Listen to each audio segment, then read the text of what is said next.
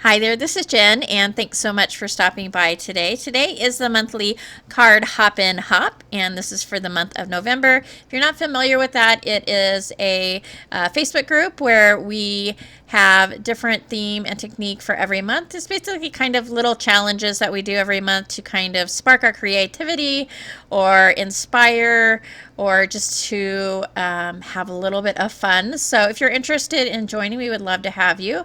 The link is below, so you can do either a video, a blog, or an Instagram post. For the month of November, the theme is words, and the technique is a background and background stamp. And don't forget to check out the link for the next person on the hop. We would love for you to view all of the videos or posts and get some wonderful ideas. And so for my card today, these are the supplies that I'm going to be using. I have this background stamp from Kaisercraft. It is called Background Script. Some of these supplies might not be available, just so you know. It's just stuff I pulled out of my stash this month. This right here, this 49 in Market, is called Vintage Artistry in the Leaves. It is a rub-on and transfer set.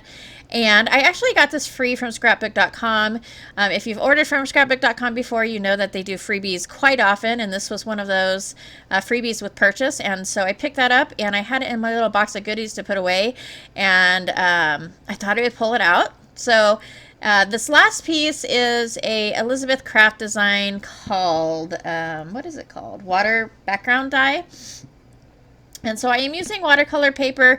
I've got several different sizes, but the main size is for my card panels, 4 1/4 by 5 1/2. I'm going to ink that background stamp up with some Versafine Clair in Morning Mist, which is a gray color. And then I'm going to take a scratched piece of paper and get a little bit of that ink off. I didn't want it real dark in the background, so I went ahead and I stamped that off twice. And then I'm going to take my watercolor panel, and I'm using the smoother side of this, and I'm just going to go ahead and rub that over the stamp and get that ink to transfer.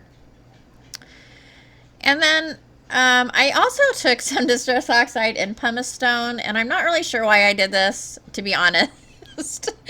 But I did. It darkened up the background just a little bit, but I ended up putting a lot of, or not a lot, but I end up putting watercolor over the top, so it doesn't really matter. I think I've mentioned before, like sometimes I just don't know what I'm doing until I'm doing it, and so I just try different things and see what works.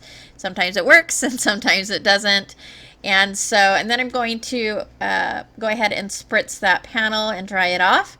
And I'm also going to take that pumice stone and smush some of that ink onto a piece of plastic packaging and then spritz that with water to water it down. I started out just by slathering a little bit of that, and then I decided to go ahead and flip that piece of plastic over onto the cardstock to do a little bit of ink smushing. And at the end, I don't think you can really see this gray too much. Like I mentioned, I used some watercolors over the top of this, and so that doesn't show up too much. But surprisingly, the watercolor does not move around the Distress Oxide too much either, which I would have thought it would have. But I'm going to go ahead, and I am using my Mission watercolors. And so I've gone ahead and I have taken some water and went over the panel first with some clean water, and then I'm going to take my watercolors and dip my brush in and just add it in various places. There's really no rhyme or reason. I try and do stuff in threes a lot of times. So you see I started out with like 3 little areas, and then I move around a little bit on the panel. If you're interested in knowing what colors I use in this set, I use number 516 and number 523. And so I'm going to just continue to add a little bit of color. And what I'm trying to do with the color is match up fairly closely to that rub-on, the colors in the rub-on. And so specifically this leaf that I'm cutting out that I'm going to use is what I was trying to match it up to. And the rub-ons come on a backing sheet, and then you just peel it off of that backing sheet, and you have kind of like this little piece of plastic with the image on it. I don't know about you, but I have rub-ons that I've saved for years and years, and I never use them. I very rarely use them. And they are just really amazing products. So easy and simple for fairly quick cards to add. Or really can add a rub-on to really a lot of stuff. I know when I decorated my craft room, I added some rub-ons to some wood. But super easy to use. I love the $49 and Market in this set. It's kind of an autumn feel to them.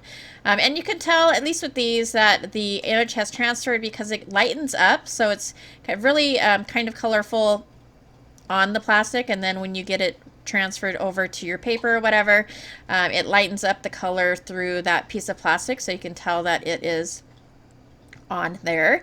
And I didn't want a single layer card, so after I transferred the rub-on to my cardstock, I went ahead and took my craft knife and cut around the leaves just so I could pop them up. This is not perfectly done. I actually did fairly well in the first one, and then the other ones I go outside the lines a little bit, but it's not super noticeable. And then I'm going to take some of the other rub-ons from the set and place them around the card. They're kind of like little color swatches almost. And then I'm going to grab some of the words from the set that says Nature's Beauty, and I'll go ahead and rub that on right above the leaves.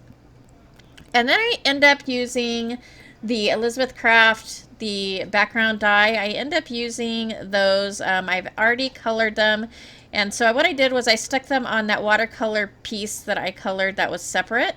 And so they're just basically little circles just to add a little bit more texture to the card. And to go along with this Nature's Beauty sentiment, I went ahead and took this Tim Holtz sentiment and cut it.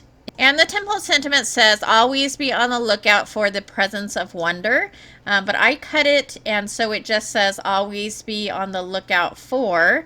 And then the other sentiment that I already have on the panel says Nature's Beauty. So it's always be on the lookout for Nature's Beauty. And so I popped that up with a really thin piece of foam.